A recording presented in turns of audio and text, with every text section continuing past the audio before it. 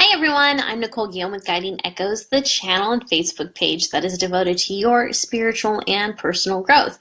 So yesterday we talked about extreme negative self-talk and how that can affect us and how it can really prevent us from moving forward in our lives. Well, the opposite side of that same coin are feelings of being overwhelmed. So how many of you can attest to ever feeling overwhelmed in your life? The problem with feeling overwhelmed is that it really has two different modes that we can go into. When we're feeling overwhelmed, we either become extremely anxious and we find it hard to focus, or we feel as if the life has been sucked out of us and we cannot find the momentum to get started. So whenever we feel overwhelmed, it prevents us from getting those things done that we need to get done. And if you're like me, then you find it really hard to be creative or productive when you're feeling anxious, or of course when you're feeling kind of depressed and bummed out. So today we are going to kind of do a part two from yesterday, because when we experience extreme negative self-talk, we sometimes experience those feelings of being overwhelmed. So today we're going to take a look at that. So the very first card I have regarding feelings of overwhelmed is the Nine of Pentacles. Now, the Nine of Pentacles, to understand what this card is saying, we really have to understand a little bit more of tarot and what the Nine of Pentacles represents in tarot. Because if we were to just look at this intuitively, we see a woman who's wearing this beautiful gown. She's surrounded by pentacles. She just looks like she's doing really great. And so if we look at this, we would say, well, what does that have to do with feeling overwhelmed? That does not seem to match what I am feeling. Well, the woman represented in the Nine of Pentacles is often thought to be someone who is self-employed. And do you think someone who is self-employed probably has a lot of responsibilities and obligations? I would say so. In fact, being self-employed, I kind of know that to be the case. So this is a woman who is probably doing very well in real estate. She is maybe single. If she runs a household, you know that she's a mom or a wife on top of all of her other responsibilities on top of being self-employed.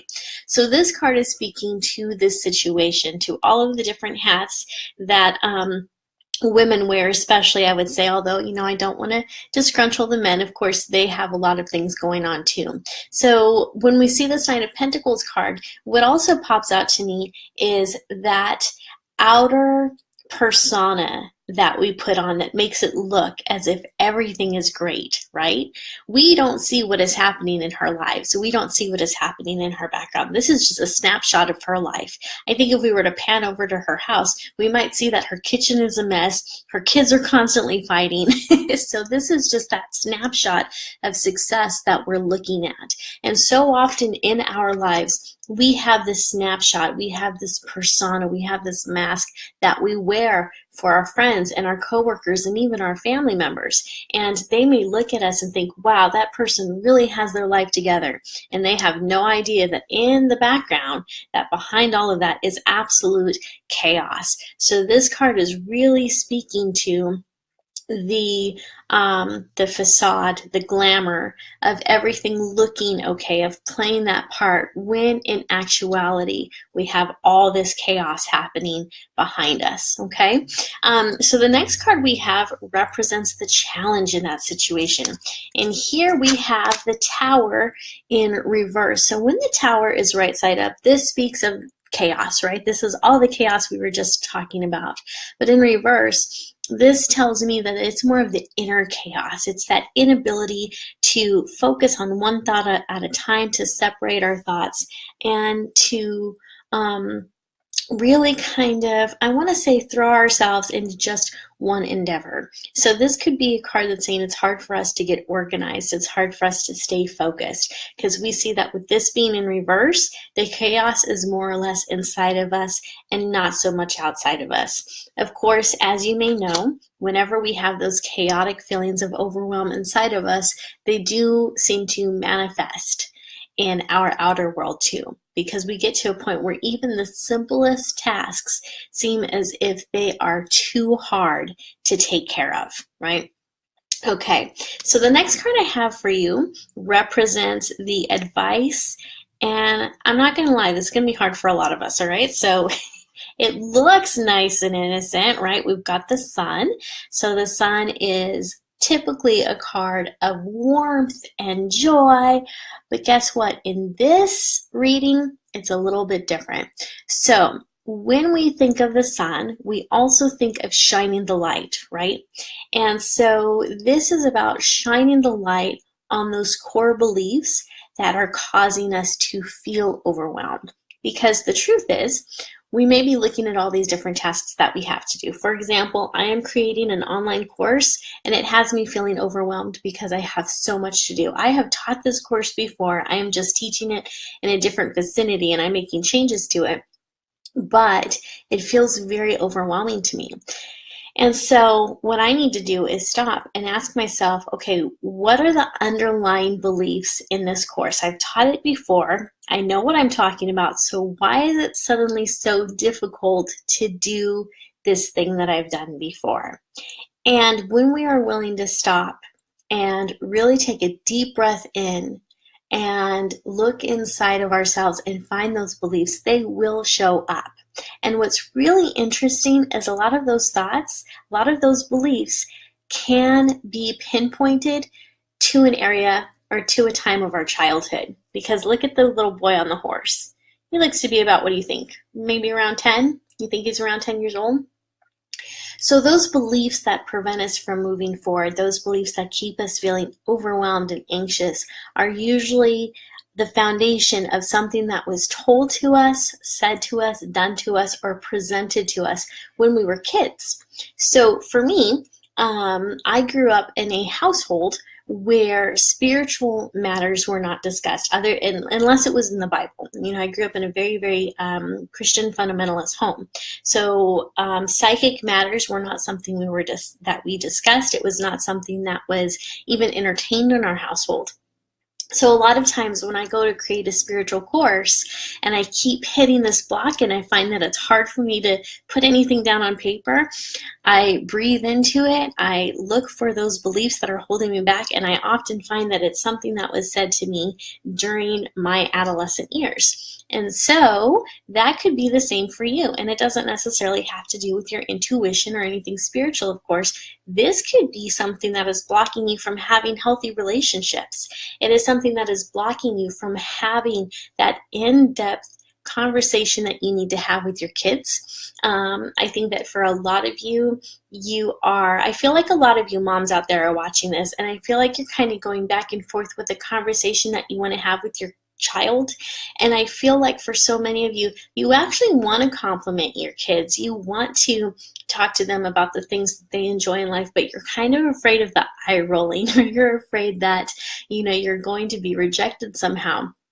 And my advice would be to do it anyway, because even if your child doesn't want to connect with you in that way, you're still at least building that bridge and foundation so that you can. And what will happen is later on in their life, as they grow up, they'll remember those times when you wanted to have those important conversations, right? They're not going to have this underlying childhood trauma because their parents never showed interest in them, So anyways, that's just an example. And what's really exciting to me in this reading is the outcome, because if you were with me yesterday, this card might look familiar. Here we have the Chariot. And if you recall yesterday, our outcome card was the Knight of Swords, and it showed a person in full armor with his sword out, and he was just going for it, right? He was dashing into danger. He had all this energy. He was vibrant. He was excited. Like he had it in his mind he was going to win. And in this card, the Chariot is someone who is victorious. So this card, this reading, is telling us that if we are willing to acknowledge our feelings of overwhelm, if we can really identify where those feelings are coming from, and from there identify the belief system behind it and where it came from, if we choose to heal those wounds, we can move forward in victory. And do you think this person is focused? Do you think he knows where he's going, or do you think he's just going anywhere? He's focused, right? He knows where he's going. And look at this. He's already a champion. He's a champion. So in yesterday's reading, we had the Knight of Wands who was already had victory on his mind. He knew he was going to win. And in this card, he has won. The battle is over. He's done what he came to do, and he has seen victory. So this card is telling you that there is light at the end of the tunnel. If you are willing to do that work, if you can just take a moment, take a minute to yourself, and really get in tune with those false beliefs that have been with you for quite some time, and if you can put that healing balm over it, maybe you have to speak to that part of yourself that is feeling injured or betrayed or has those false feelings. Maybe you need to start looking at different affirmations or doing some EFT. Figure out what healing modality works for you, and then go for it, and know that you are victorious. You are going to win. You are a champion, but we have to be willing to do the work. Okay, so don't let those feelings of being overwhelmed and hopeless and helpless keep you down. You're not hopeless. You're not helpless. You have options. You just need to figure out which ones are going to be best for you. All right, so that is our reading for today. I do hope that you found it helpful and insightful. And of course, if you would like a private session with me where I can pull cards for you and we can figure out what's going on in your life, we can offer you direction and assistance and get an idea of what the future has in store for you, you can visit my website at guidingechoes.com. If you'd like more information about me or how my sessions work, feel free, excuse me, to drop me a line on Facebook, and I will get back to you just as soon as I can. Thank you so much for being here with me today, and I'll see you tomorrow. Take care.